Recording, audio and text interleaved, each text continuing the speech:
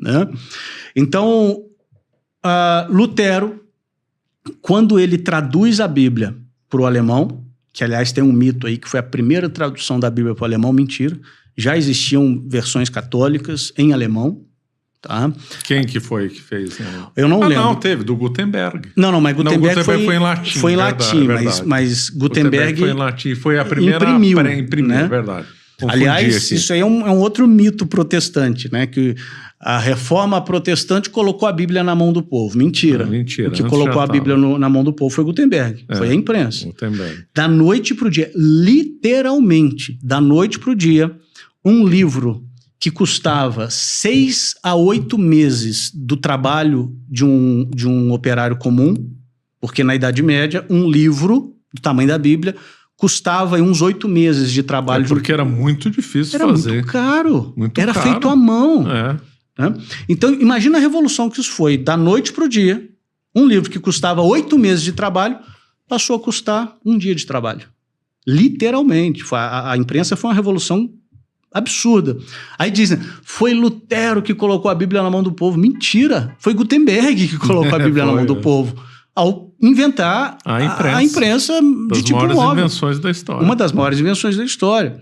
Então a Bíblia escondia, a Igreja Católica escondia a Bíblia do povo. Ora, como que ela escondia? Se Gutenberg inventa a imprensa e imprime a Bíblia.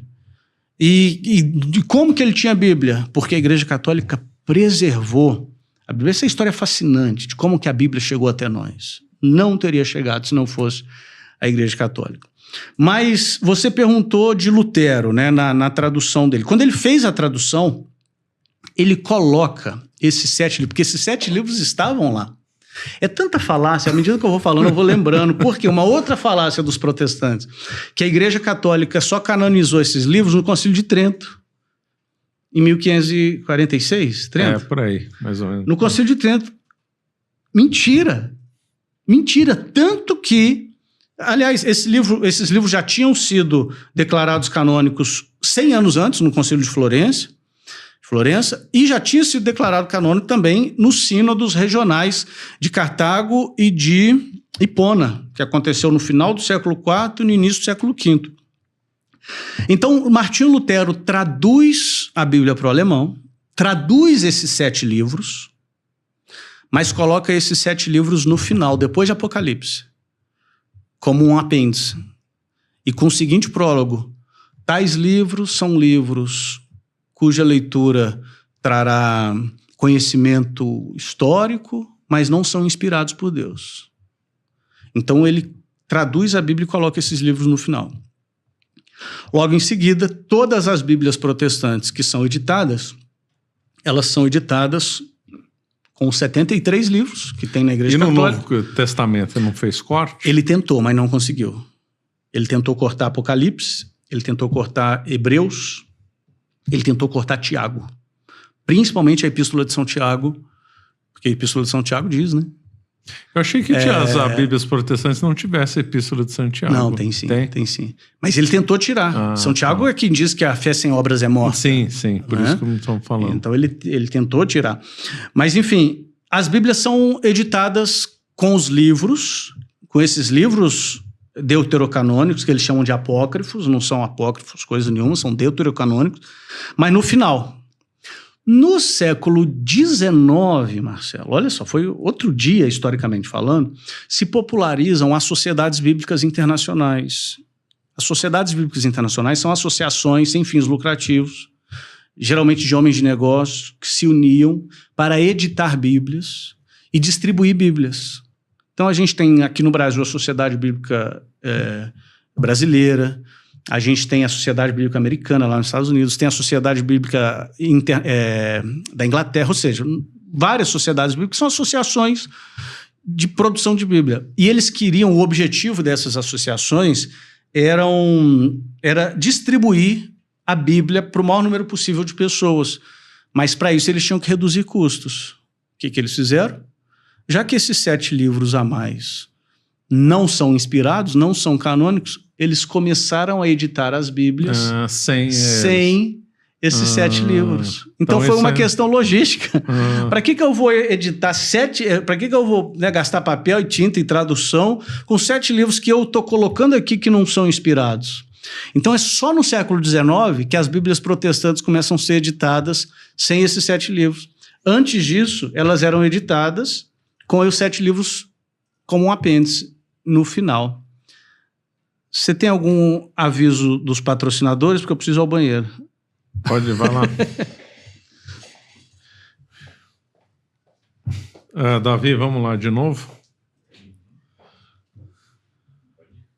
Então, Escola da Verdade Histórica, seu antídoto contra as falácias marxistas. Aliás, agora nós vamos fazer uma promoção para comemorar os 200 mil inscritos no canal.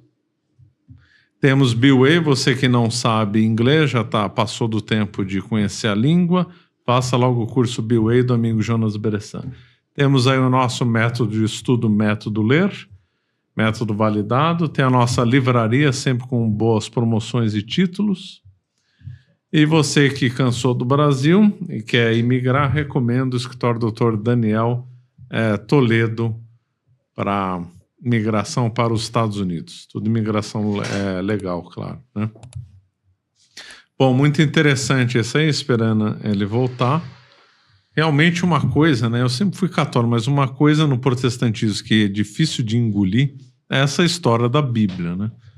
Porque é difícil de acreditar que... Então vem nosso Senhor Jesus Cristo, tem os apóstolos, aí nós temos um gap aí de mais de 1000 anos até que aparece um iluminado chamado Lutero, que vai definir na prática, né, o cânon da Bíblia. Quer dizer, esse negócio do Lutero foi totalmente gratuito, né? Coisa totalmente sem sentido, né?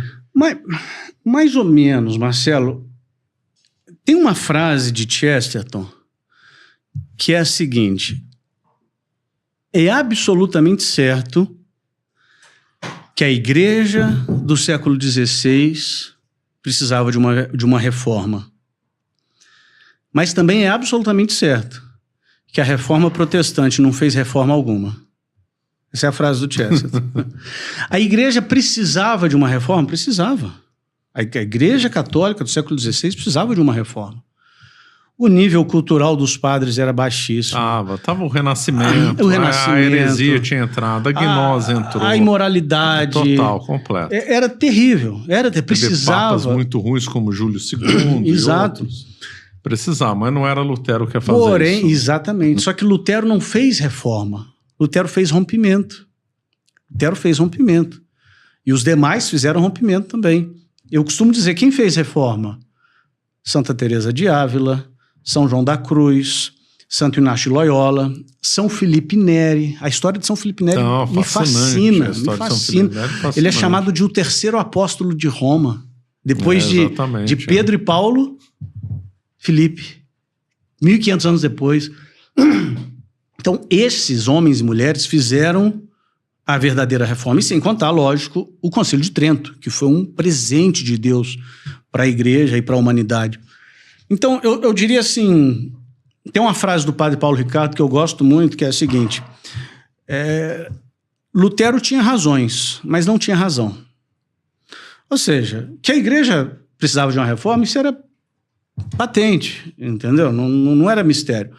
Mas ele não fez reforma alguma. Ele inventa, ele rompe com 1500 anos de teologia, ele inventa uma nova soteriologia. A questão de Lutero foi soteriológica, né? A soteriologia é o ramo da teologia que estuda a salvação. Ele inventa uma nova soteriologia nunca antes vista. Tem um historiador protestante chamado Alistair McGrath, que ele é calvinista, ele é britânico, é um bom historiador, apesar de ser protestante, e ele mesmo sendo protestante, ele diz: o que Lutero propõe foi uma complete novelty, uma completa novidade. Então ele inventa algo novo. Obviamente ele é combatido e a resposta dele é: não vou me retratar, a menos que eu seja convencido pelo testemunho das Escrituras. Ora, Então ele coloca que a compreensão dele das Escrituras está acima da compreensão do restante da igreja.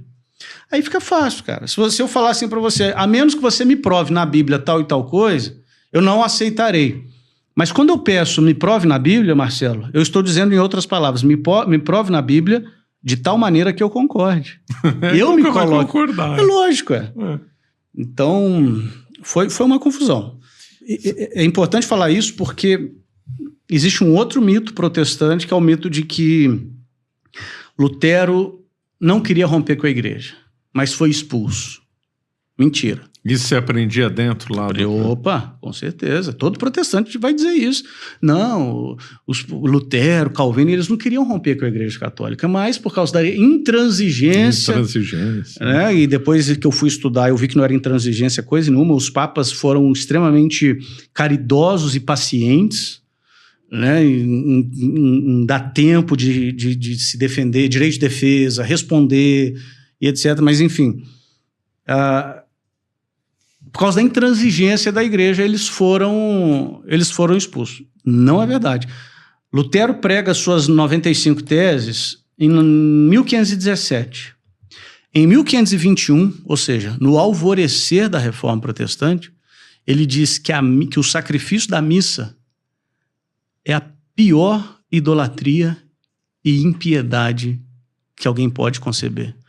Ou seja, ele diz que o Santíssimo Sacramento do altar é uma idolatria impiedosa. Ou seja, como que ele não queria romper com a igreja? Como que ele ataca o centro da nossa fé? Quer romper. A igreja que foi intransigente. Negativo. Ele é que foi, né? Uhum. Você acaba de assistir um corte do Caravelas Podcast. Na tela está aparecendo o episódio completo e outro corte. Muito obrigado pela atenção.